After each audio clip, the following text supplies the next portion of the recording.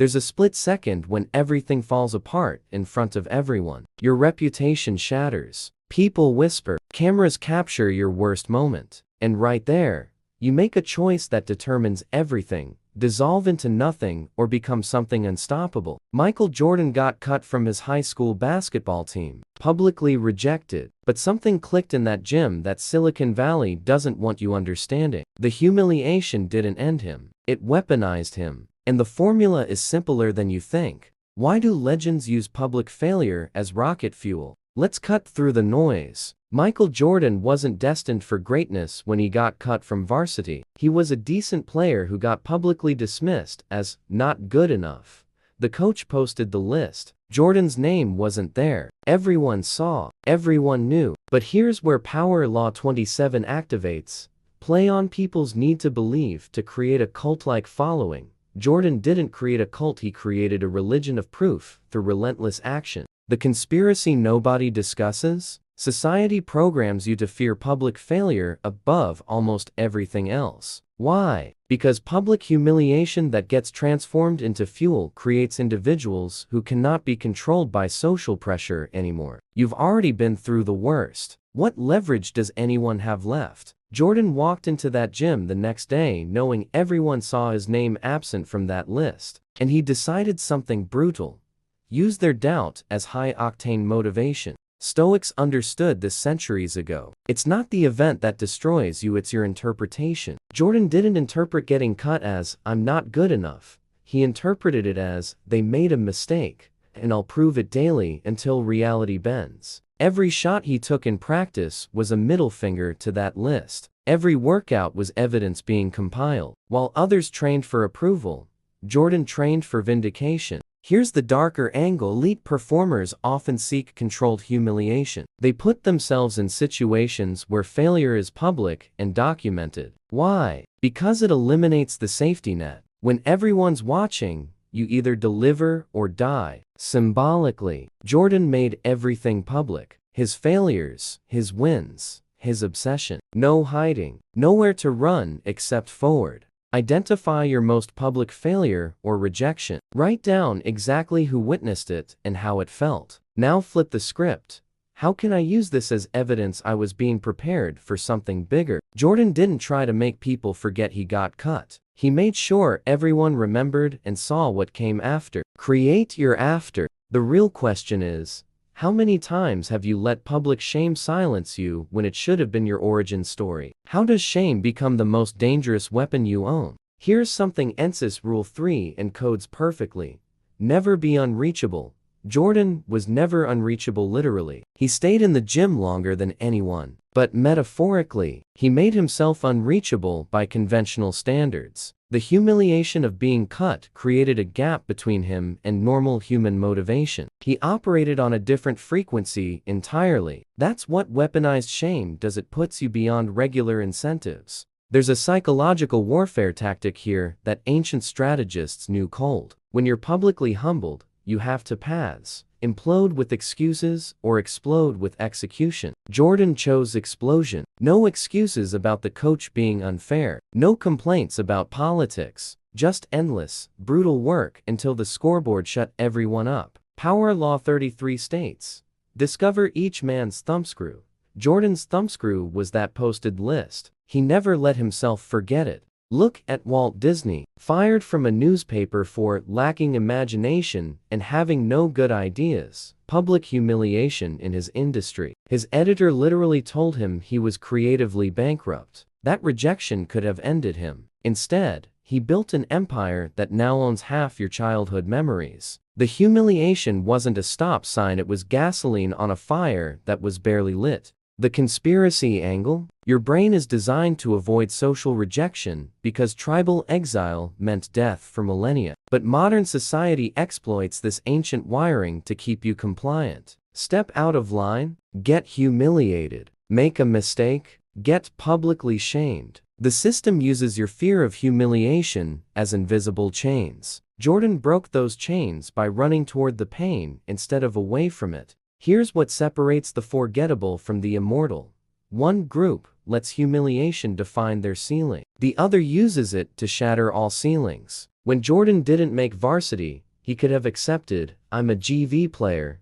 Instead, he decided varsity was just the beginning of proving grounds that would never end. Take your worst public failure and create a 90-day revenge plan. Not revenge against people, revenge against the version of you that accepted that failure quietly. Jordan didn't get revenge on his coach. He got revenge on the player who wasn't good enough. Destroy that weaker version daily through deliberate action. What if every humiliation you've endured was just testing whether you'd quit or transform?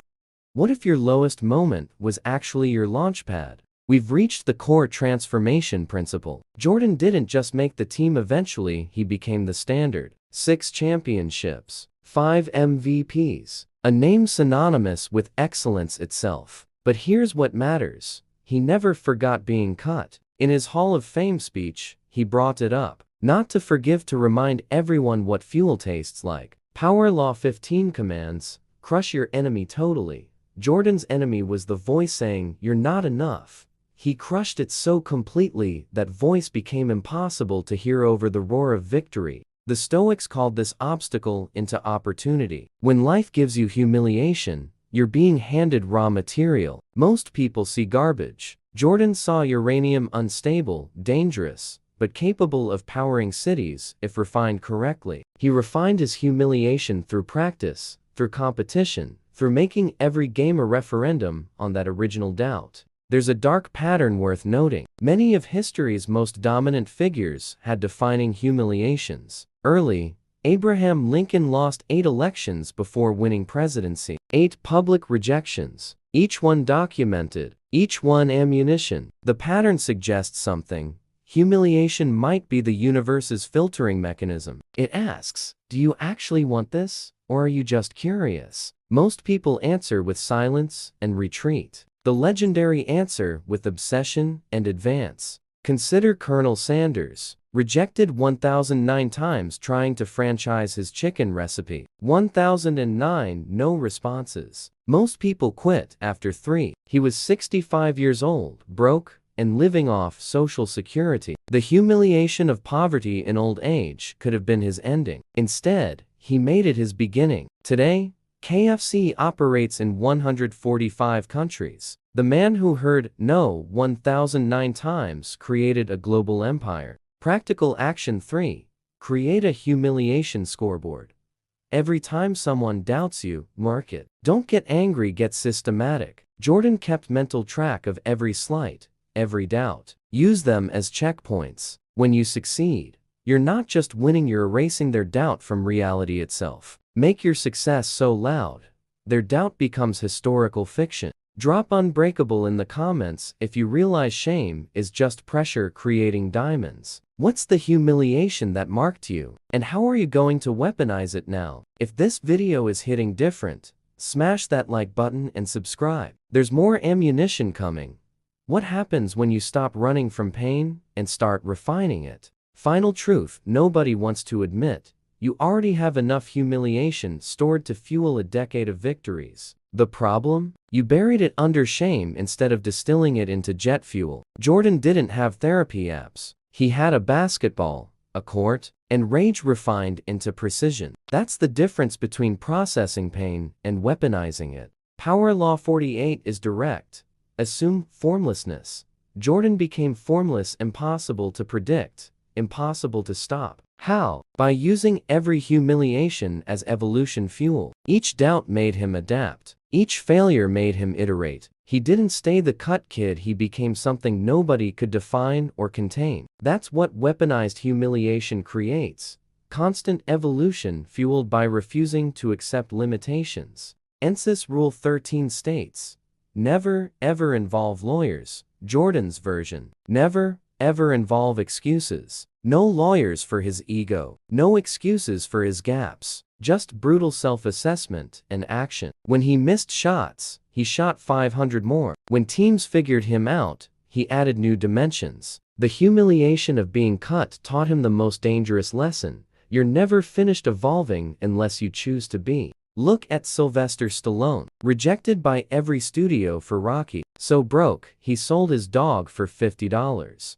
The humiliation of poverty forcing him to give up his best friend. But he didn't quit the script. When a studio finally wanted it, they offered $300,000 without him as the star. He refused, took $25,000 to star in it himself, bought his dog back. That movie grossed $225 million and created a franchise. The humiliation didn't stop him, it became the origin story that made the victory matter. Take your deepest humiliation and rewrite it as your origin story. Jordan doesn't say, "got cut." He says, "Getting cut made me who I am." Change the narrative from victim to villain to hero. You control the story. The humiliation happened, but what it means is yours to define. Define it as your beginning, not your ending. Drop weaponized in the comments if you're ready to turn every public failure into private fuel. What broke you that you're going to use to build something unstoppable? If this unlocks something,